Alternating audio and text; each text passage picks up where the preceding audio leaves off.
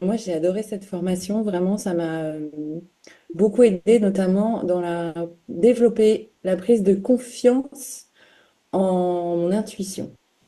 En fait, moi, c'était vraiment ça. Grâce à l'école de coaching que j'avais faite avec Didier déjà avant celle d'André, j'avais appris à prendre confiance en moi. Et là, j'ai vraiment aimé toute la partie un peu subtile, invisible, qui m'a aidé justement à vraiment prendre confiance en cette intuition, tu vois, que j'avais, mais où je pensais toujours que ben, tout ce que les autres ils savent faire, moi je sais pas faire. Et en fait, là, c'est vraiment venu confirmer.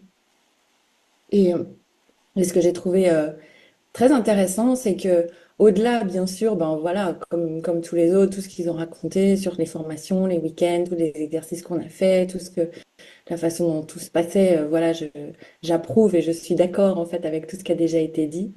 Et moi, j'avais juste envie de rajouter la petite notion que, en fait, entre les week-ends, enfin, entre les formations, j'ai trouvé qu'il se passait beaucoup de choses dans ma vie, en fait, beaucoup de choses qui ont bougé à partir du moment où je m'étais engagée, en fait, dans cette formation.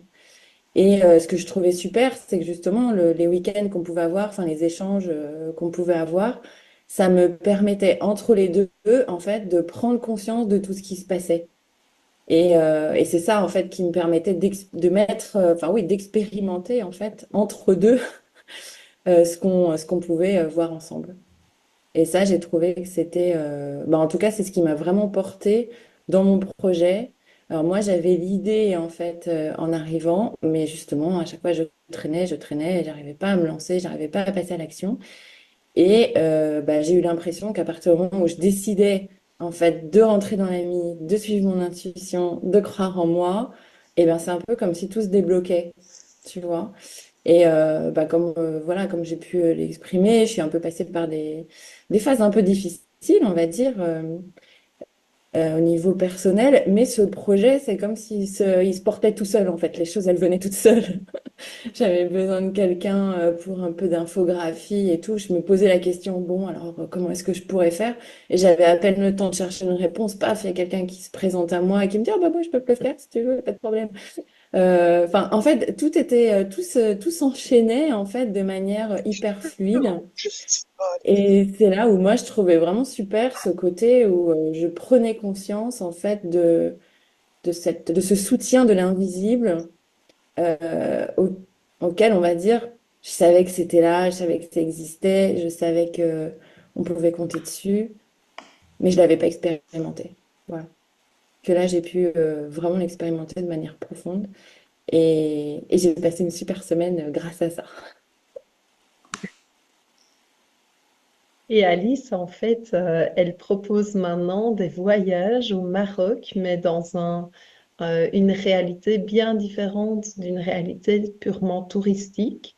Une réalité où il y a une découverte en même temps de Marrakech un jour, et puis alors où tu proposes aux gens d'aller vraiment en montagne, d'aller découvrir le pays des Berbères, d'aller se ressourcer, que ce soit pour les thérapeutes ou bien pour toute personne, hein, peu importe en fait, il n'y a pas un public cible. Et, euh, et ça, on va aussi, je vais y participer aussi parce qu'il faut savoir que moi, j'aime beaucoup participer à ce que proposent les personnes de l'AMI.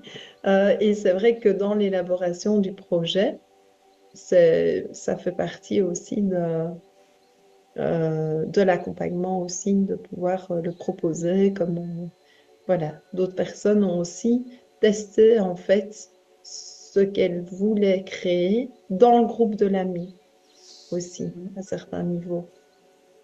Mais elles ne sont pas là aujourd'hui. Vous avez ici des retours. Ben, il suffit de regarder. Je vais réépingler les personnes, hein.